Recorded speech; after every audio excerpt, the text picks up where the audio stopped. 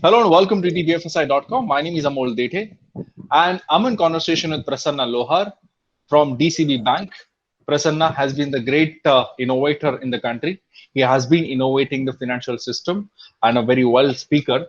He has his perspective specifically for the fintechs. And today I'm going to learn a lot of things from him and decode new things in the fintech industry, specifically for our special segment, FinTech Dairy. Prasanna, welcome on the show. Yeah, thank you so much, Amol. Great. To begin with, Prasanna, I would like to take your perspective on a very important question that we all are working from home and trying to innovate, trying to do some different things, trying to increase the productivity and efficiency. At the same time, fintechs are also worried, their startups are also worried. I would like you to tell me, how do you read the fintech ecosystem right now? How do you see the fintech innovation happening right now when we all are working from home under the lockdown? So I think it's a very different situation we are working on, which we have not imagined that a situation will occur in our lives. Just imagine if such situation would have occurred in front of us in year 2000 or year 1995. So at least today we are equipped with many more technologies like internet. We have smartphones. We have a huge data which we can access on a smartphone. We have multiple apps wherein we collaborate with our friends, with our office colleagues or business partners, and we are at least doing something so-called work from home. That way, we are blessed. I would say, although we are not blessed with a pandemic situation, what we have, and impact is everywhere. Impact is not only on businesses but the human life, how people are living. How that's the next step. Whether they want to work it or don't work it, at least now we are working from home, and huge impact across all types of industries. Say, talk about healthcare, banking, telecom, travel, wherever daily wages, wherever people are earning, or a small and medium scale industries, SMEs and MSCs. So impact is everywhere. Now coming back to the fintech, it's a huge impact for a fintech. What we have seen last 3 to 4 years, we have achieved so much as a India in a fintech, but this is all now. I think through this phase, we'll come to know who are all really stable, matured fintechs in the next 3 to 4 months. We'll see fintechs which will come out of this situation and will emerge Yes. as a mature fintech. Will be really look at those fintechs will be a front runners in the fintech industry ahead. And Right. I think as per McKinsey, I would say there are 5 stages for any organization or any corporates when they go into this pandemic kind of a situation. It could be like, are they at a stage of resolve or at the stage of resilience, or they are returning? How they know what is the strategy to return to the post COVID? How they gonna return to their business, or they can reimagine how is their business gonna be a normal business after a lot of experience into COVID, and impact coming in from a government regulation, how they gonna change the way this fintech industry is happening. So depends upon type of fintech, whether it is early stage fintech, somebody who is matured in a 3 to 4 years, somebody is having a lot of projects in pipeline. Depends upon fintech to fintech. That's how they are reimagining, and they are looking at which stage they are. Are they at Right. resolve stage? What's going to happen at resolve? At a resolve, they just want to see whether employees, whether they have a right infrastructure, whether they are aligned with the proper communication to their partners, and they are equipped to handle the current situation. Right? That could be the resolve. If they surpass the resolve, they will come to the resilience, where they will look at what is their business engagement, employee engagement. Do they have a pipelines or even pipeline customers? Are they going to pay for them next 3 to 4 months or next? And whether they're going to pay the salaries to their fintechs. Right? I'm interacting with some of my fintech friends. Situation is very odd. Some of them are cool. Some of them are saying, we don't know. We are just waiting what to be done in the next. So I think keeping a team morale and show some empathy at a resilience stage is very important.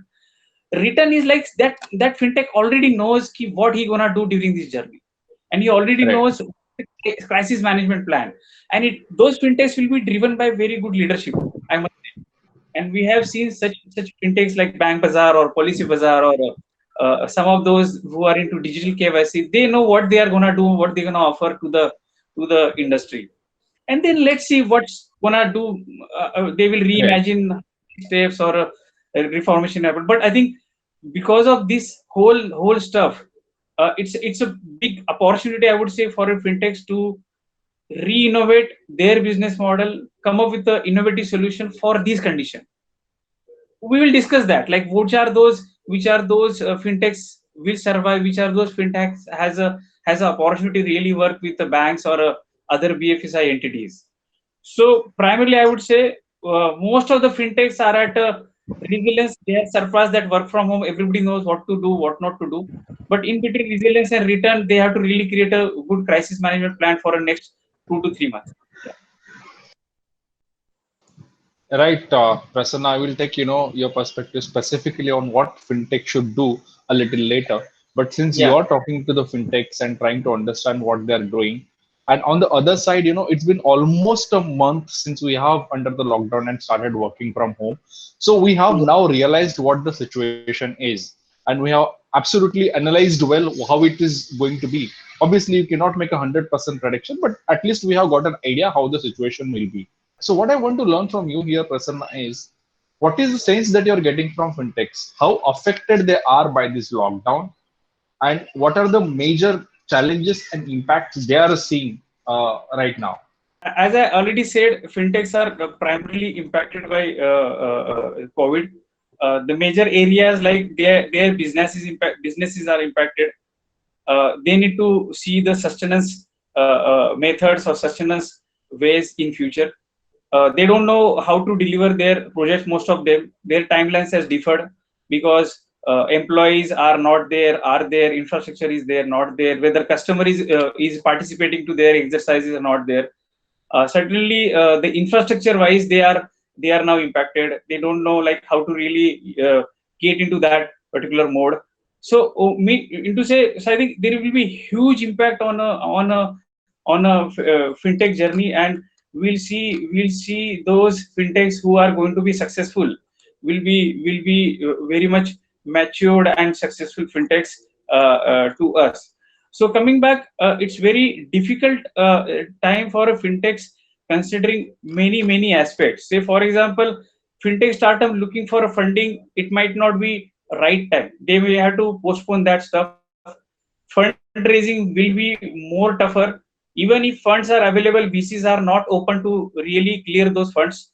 They are saying that let's look out these opportunities after this COVID situation gets normal. So I think that's a one point. Looking at fundraising. Another point is that the challenges for the fintechs is that they have to really see what consumer is expecting. What as a bank I am expecting.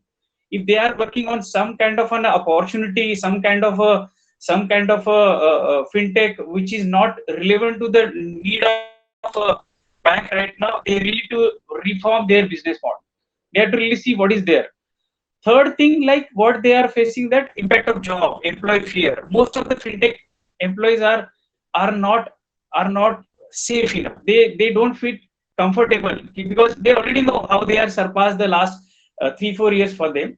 Unless they have a huge pipeline, most of the fintechs will see that lot of job cutting. It's already happening into big corporates. That's another challenge which will they have. So I think there is a huge impact for fintechs to look at cash flow, handling the customers, handling their own employees, looking at the funds, whatever funds they have, they need to see how to use those funds now for next 3 4 months. So the fintech might be having sitting on huge funds, but you never know this calamity, this kind of a pandemic situation will go for how long. So that reverse impact will be there for a current situation. I think it's a wait and watch game. Be safe and look at what is there with them, and they should really look at what to do around that. Right, Prasanna, very aptly you mentioned the challenges. One more and a very Yeah. specific and my last question to you, Prasanna, is since we understood the challenges and you already speaking to a lot of fintechs, you have been an innovator, you have been arranging a hackathon for your banks, and you know what is going wrong, how it could be solved. I know you may not have an exact answer to each and every problem of every fintech, But if I could ask you, what is the prescription that you have? What is that, the fintech should keep in mind going ahead? Because now we understood that the situation is terrible. So how do you want them to deal with the problems and the challenges? So first of all, let me answer one thing: which fintechs are gonna survive, or which fintechs are in demand? So I think the fintechs who are primarily on digital onboarding, wherein they're gonna help banks or BFSI entities or telecom entities, how they can really help their ecosystem, their products like video KYC or digital onboarding kind of apps, wherein customer will do the KYC from their home itself. My branch guys or my bank friends don't have to visit them. It can happen on the remotely. I think those fintechs or regtechs gonna be very successful. Other area which is very important area is the cybersecurity. This is a time where lot of things are happening from work from home. Huge bandwidth is being utilized. Huge networks are being utilized. That's where cybersecurity, or that's where hackers are looking for those loopholes. Will get into these ecosystems. So those kind of cybersecurity startups will have a very good opportunity to work with the banks or organizations, and the fintechs who are primarily on new age technologies, looking forward for delivering something on a touchless banking, voice based banking, or coming up with a robo advisory or a kind of a personal finance management on the app, which was not happening much in India kind of an ecosystem. It will happen more. We'll look at post this situation. We'll see next generation payment ecosystem will happen. Instead of putting biometric, I will look at how it can be seamless, right? How it can be with a voice. Banks are looking forward for some kind of a fintechs who will offer their products directly on a cloud, rather than long journey of deploying internally on-prem, followed by the on-prem audits, and followed by the on-prem infra creation. Instead of that, why not to have a fintech solution as a pay as you go, like services available on cloud. Other areas like which is around remittances, you will see lot of remittance based fintechs will succeed here on. How to send money across? Earlier people used to go to those branches like where remittance service is to offer. Now everything has to be there online. So you will see a lot of, like in DCB Bank we have remittance service, and we have seen surge of lot of customers on that application. So I think the fintechs who are ready with the right infrastructure, APIs, will have a very good journey here on. I can name some of those fintechs who are really doing well, like Verse, Sciency, Costa Labs, Hyperverse, and so on. Now, coming back to your question, right? What a fintech should really look at and how they really should utilize this time, right? Considering it could be for any type of fintechs, early stage fintech or a mature fintech, or something who has really started just now. I think in that fintech, everyone is important. If we really want to see a journey for next years together, HR, product managers, CTO, CEO, normal employee in that fintech is important. CEO leaders should take inputs from everybody. You will see after this pandemic situation, multiple roles will happen. The way I am operating right now and the way I used to operate in office, that leadership is completely different. I need to be more on collaborative way. I need to be more agile way. I need to be always on toes and be agile to really see where is my team. So this kind of a system was not there. I think that is a one thing fintech should learn: be collaborate each other. As I early said, the fundraising is a tougher, but let's focus on how do you survive when this position will surpass.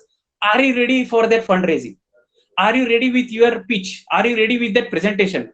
So talk to mentors, talk to those VCs, and ask what is they are expecting in the future. Okay, I got it. I mean, I missed the last one or two lines, but that's okay. I mean, because of some network issues here and there, Prasanna, I'm sure our readers and viewers will forgive us because we are shooting these videos under the limited infrastructure. Otherwise, we never compromise on the technology. So please pardon us for the technical glitches there.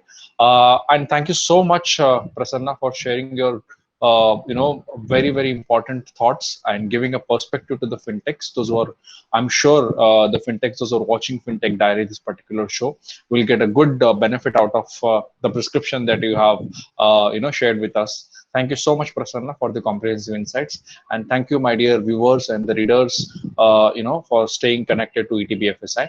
Stay safe, and stay connected to ETBFSI. Thank you so much.